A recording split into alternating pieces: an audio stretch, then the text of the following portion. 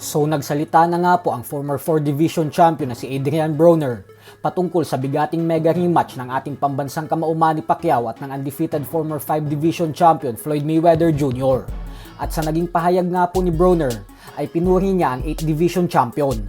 Paliwanag ni Broner na kailangan daw mag-ingat ni Mayweather kasi palaban daw talaga ang ating pambansang kamao at isang tunay na matapang na tao. Kaya asahan umano natin na sa gabi ng bakbakan ng dalawa ay magiging agresibo si Pacquiao at hindi ito magdadalawang isip na atakihin ang depensa ni Floyd. Kaya nasasabik daw talaga siya para sa laban ng dalawa. Pero ganun pa man ay giniit pa rin ni Broner na kung magiging maganda umano ang kondisyon ni Mayweather at maghanda ito ng mabuti, ay sa palagay niya umano ay si Mayweather pa din ang magtatagumpay sa laban ng dalawa. Ito ay dahil kaya daw basagin ni Mayweather ang walang tigil na opensa ni Pacquiao sa pamamagitan ng matinding depensa. Pero si Pacquiao naman umano ay walang paraan para basagin ang depensa ni Mayweather, lalo pat mas matangkad at mas mahaba umano si Floyd. Kaya advantage na daw agad ito para sa kanyang idolo. Habang ang YouTuber boxer naman na si Jake Paul ay binanatan si Mayweather nang dahil sa kaduwagan nito at gustong maging exhibition fight ang laban kay Pacquiao. Binada ni Jake Paul na tigil-tigilan na umano ni Mayweather ang pagiging duwag nito. Manahimik na lang daw ito at labanan ng totoo si Pacquiao. Dagdag pa ni Jake Paul na dahil umano sa mga kagagawa ni Mayweather ay ang siyang dahilan kung bakit nasisira ang imahe ng boxing sa mata ng mga fans at publiko.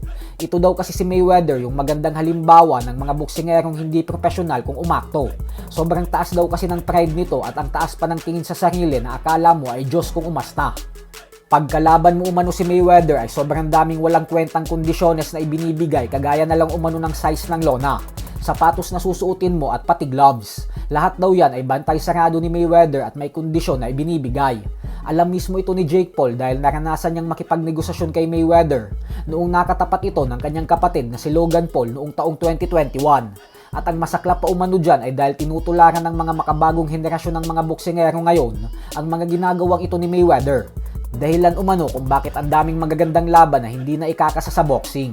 Sa kabilang banda naman mga idol ay halos 2 taon na nga po ang nakakalipas magmula ng huling beses makatikim ng panalo ang WBA lightweight champion na si Gervonta Tank Davis. Ito ay nang talunin niya via knockout si Frank Martin. At ngayon ay hindi malinaw kung kailan ba makakabalik si Davis sa boxing. Gawa ng mga kinakaharap nitong mga kaso at demanda sa labas ng boxing. Kaya ang tanong ng mga fans ngayon ay bakit daw ba hindi tinatanggalan ng WBA ng titulo si Davis? Lalo pat hindi naman daw nito nadedepensaan ang hawak niyang belt.